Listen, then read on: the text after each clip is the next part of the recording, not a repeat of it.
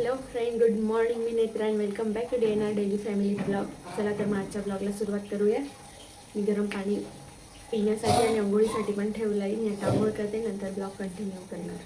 आता वाजले आहे 6:30 आणि यांना लवकर जायचं आहे जॉबला, म्हणून मी लवकर काहीतरी बनवते नाश्त्याला. तुम्ही सुद्धा माझ्यासोबत कंटिन्यू करा. चहा पाणी आणि नाश्ता झालेला आहे, आंघोळ पण झाली आणि मी परत आली आहे मेथीच्या भाजीबरोबर. आता थंडी असल्यामुळे मार्केटमध्ये मुबलक प्रमाणात मेथीची भाजी उपलब्ध आहे आणि तीही खूप फ्रेश. भाजी आता चिरून झाली आहे. तिला मी अगोदरच धुवून ठेवलेली होती. आता तिला चिरली.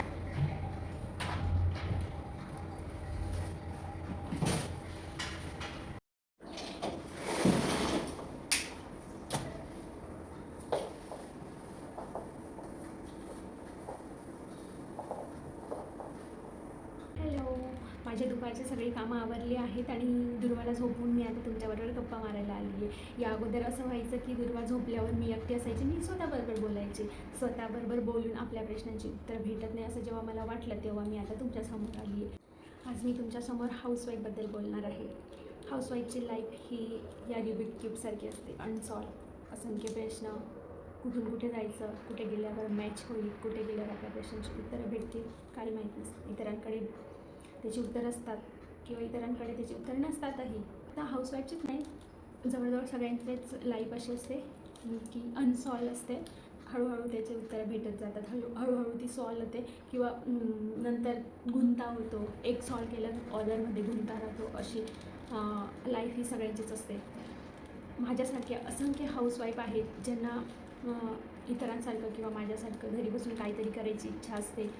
घराघरात इतरांपर्यंत पोचू, माझे जे सुप्त गुण आहेत ते दुसऱ्यांपर्यंत पोचवू किंवा शेअर करू. खात्री आहे हा व्हिडिओ बघितल्यावर तुम्ही काहीतरी शिकणार, किमान तुमची आत्मविश्वासाची पातळी थोडी वाढेल. म्हणून मी आज तुमच्याशी अशा प्रवासाबद्दल बोलणार आहे जो कुठल्याही स्टेजवर दिसत नाही, पण त्याच्यावर संपूर्ण कुटुंब उभे असतं आणि तो प्रवास म्हणजे एका हाऊसवाईफचा.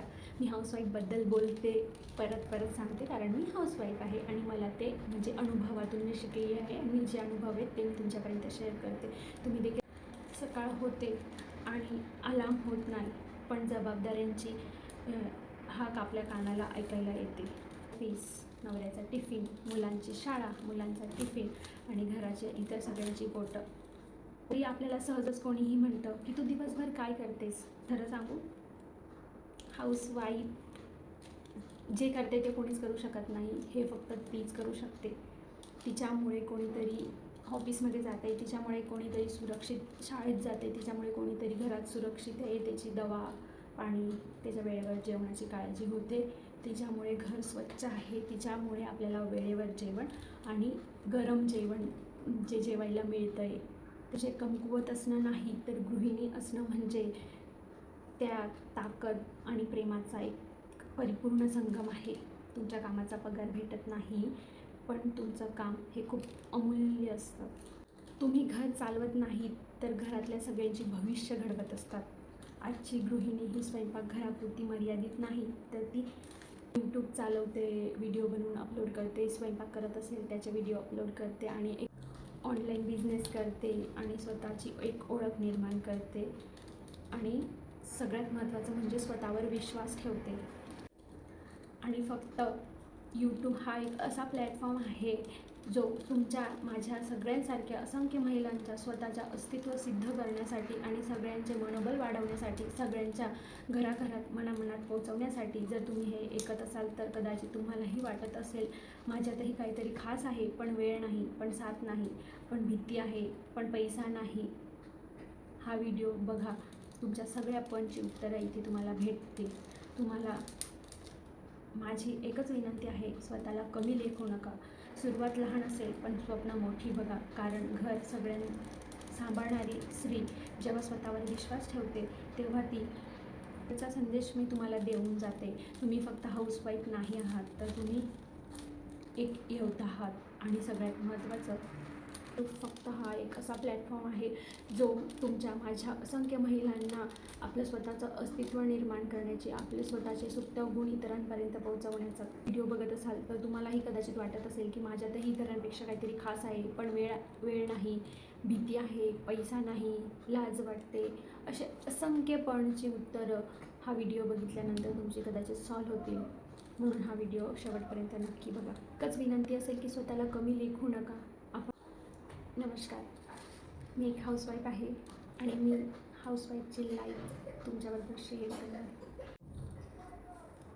सिंगल कलर सॉल्व करणे एवढी सोपी लाईफ असते का हाऊसवाईफची? तर नाही. जर कोणी म्हणजे जॉब करणाऱ्या वुमनला जास्त व्हॅल्यू देत असेल तर समजायचं ते जॉब करणाऱ्या वुमनला नाही तर पैशांना व्हॅल्यू देत आहे.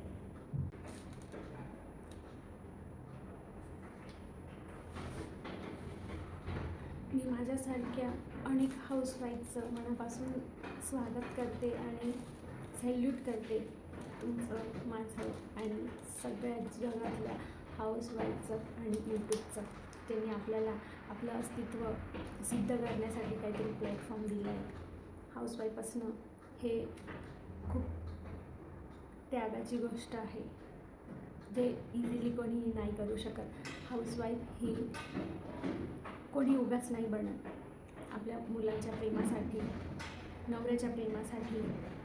हाऊसवाईफ ही ऑलवेज अनएज्युकेटेडच असेल असं नाही, ती एज्युकेटेड. आता मी स्वतः BSc झाली आहे, तसंच माझ्यापेक्षाही कदाचित वेल ग्रॅज्युएटेड, पोस्ट ग्रॅज्युएटेड असणार, पण तरीही त्या हाऊसवाईफ असणार.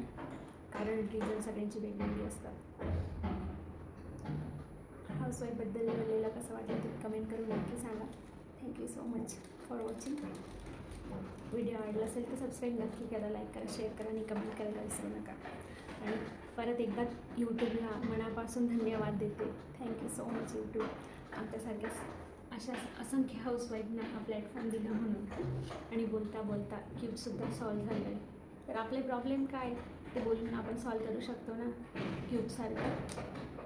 असंच बोलत राहूया, हसत राहूया आणि मजेत जीवन जगूया. हाऊसवाईफ असलं तर काय झालं, आपण जग बदलू शकतो.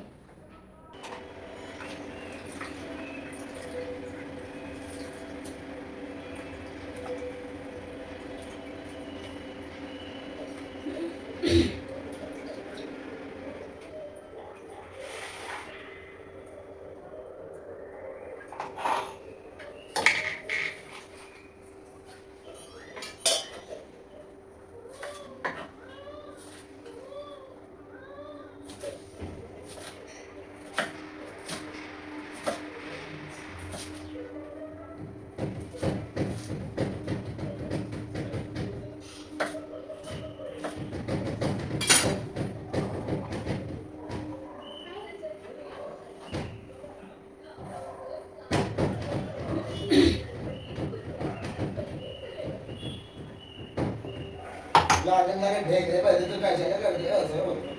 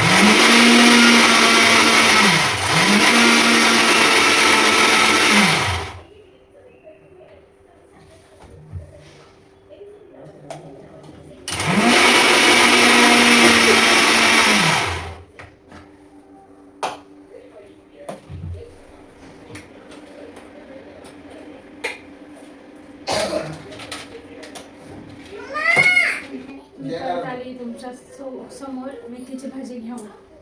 आता मी मेथीचे पराठे बनवते, ज्यात जाईल भरपूर सारा कांदा.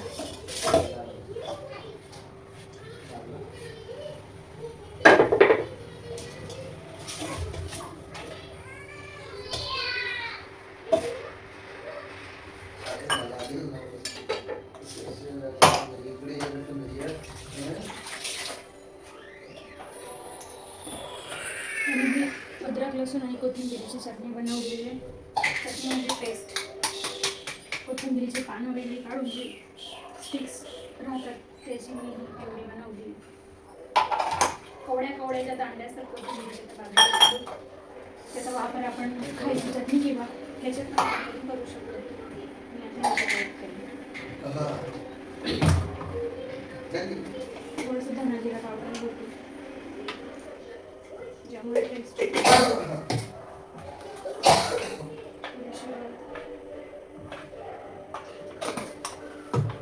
थोडंसं मिरची पावडर, कशी मिरची पावडर नाही घातली तरी चालेल कारण त्याच्यात हिरवी मिरची घातली आहे. आणि हे त्याची मिक्स करून घ्यायचं आहे.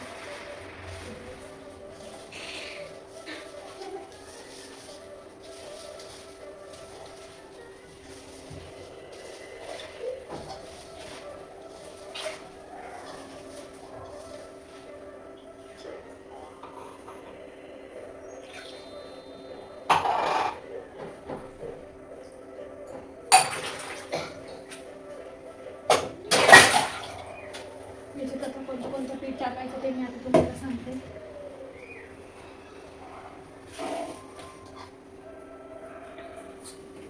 भाजणीसाठी नाव दिसत आहे ते नाही माहिती नाव लिहिलं आहे थालीपीठ. ते पीठ आणि गव्हाचं पीठ मी फक्त हे करणार कारण याच्यात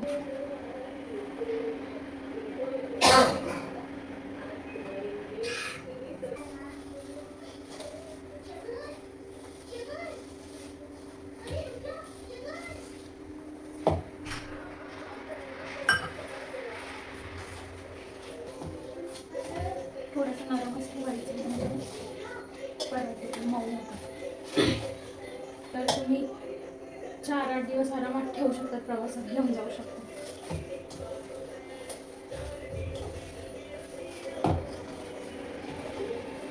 फक्त भाजताना खूप प्रॉपर भाजायचं, सगळीकडून तेल लावायचं, सगळीकडून खूप भाजायचं. आणि त्यांना खूप दिवस ठेवायचं असेल तर थोड्या पातळ बनवायचं. थोडं नरम पिठाचा आणि जाड बनवणारे नरम पाहिजे मला. आणि मला एकच होतं.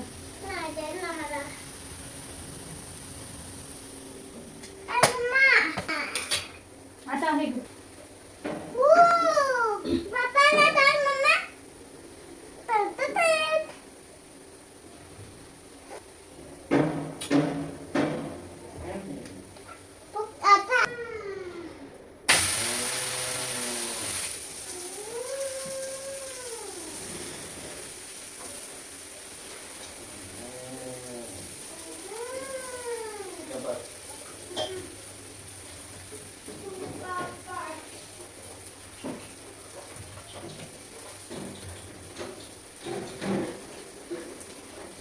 मी काढा बनवते आता.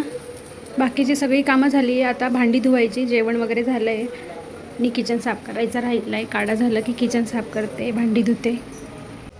जेवण झालं. पराठे खूप अप्रतिम झाले होते. जसं मेथीचे लाडू बनवतात तेव्हा स्मेल येतो घरात, तसा स्मेल पूर्ण घरात येत आहे आत्तासुद्धा. जरी ती ग्रीन होती मेथी तरीसुद्धा खूप छान म्हणजे सुगंध येतो आहे घरात. आता दिवसाची सुरुवात ज्या कामाने होते आणि दिवसाची शेवटसुद्धा त्याच कामाने होते, म्हणजे भांडी, किचन. आता ते राहिलं आहे, ते करते. तोपर्यंत काढा बनतोय, उकळतोय. काढा झाला की मग भांडी धुते.